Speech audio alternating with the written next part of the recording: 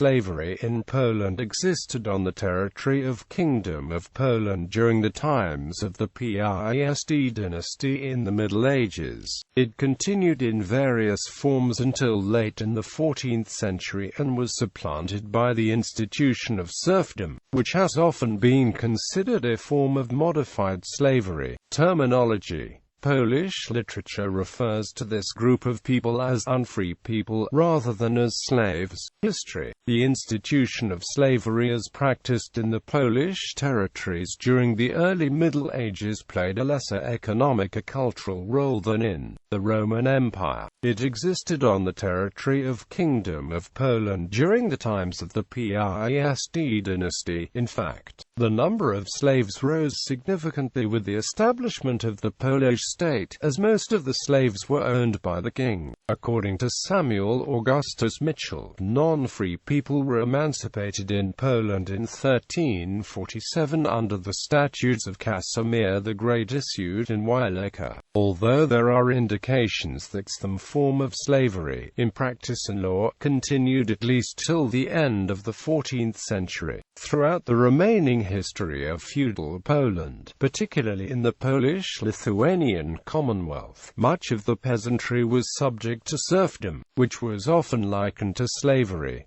Serfdom was abolished in Poland in the 18th century during the times of the partitions of Poland. Features. The niewolni came primarily from the ranks of prisoners of war who were not freed after ransom was paid. Some people could become enslaved due to their inability to pay off the debts, and occasionally enslavement was used instead of a death sentence. Children of niewolni would also belong to that class.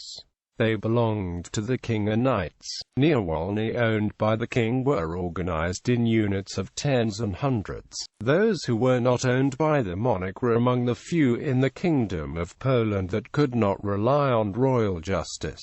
Niewolni had a limited right to relocate themselves and could own possessions. Over time, the numbers decreased, due in part to some escaping and also because their owners saw it as more profitable to use them as peasants rather than servants. Chelads would have their own house, and would be little different from regular peasants or serfs.